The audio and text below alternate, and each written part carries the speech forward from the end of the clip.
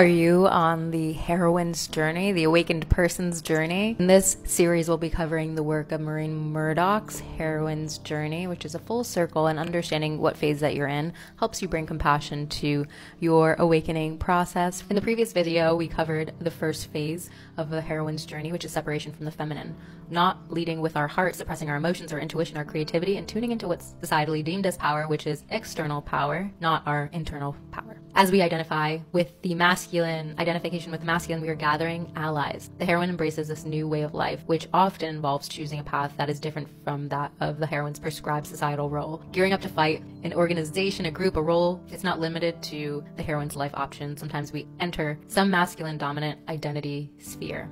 Educational institutions hugely support this phase and us conditioning ourselves to work long hours or to stay focused on our studies and to structure our lives in a way that serves us in the working world and serves us to be reliable. It has its benefits, right? We don't want a completely chaotic, wild world, do we? Or do we?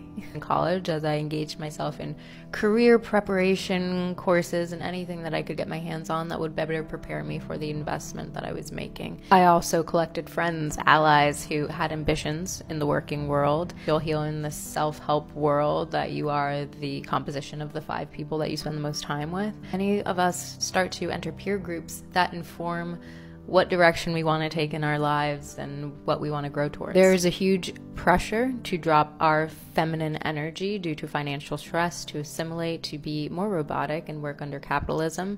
So practical, logical, IQ leading qualities are further embraced. Getting good grades, getting a good job, paying your rent, paying your bills, all of these are necessities, and they definitely work when we tune into more of the masculine energy. This is often the most entertaining climax in a film or novel of the hero's journey, but IRL, it's usually painful, and that leads us into this next phase. The roads, trials, and meeting ogres and dragons. The heroine encounters trials and meets new people who try to dissuade the heroine from pursuing their chosen path, or who will try to destroy the heroine. Nothing like some resistance to reinforce our belief that only if we gain more money, gain more power, gain more external praise, some recognition, then things will get easier. Oftentimes we'll meet people who serve as archetypes along our path. Maybe it's a bad boss, a bad teacher, somebody who tries to dissuade us from really achieving. And we can turn to those movies and films and novels and say, no, I believe in me.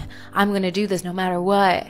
And we go into the world and we challenge those, and maybe it's exciting because we are really seeing the momentum of that, of the rejection and trials and the tribulations, and how it's making us stronger or more powerful, so we think. Follow for more.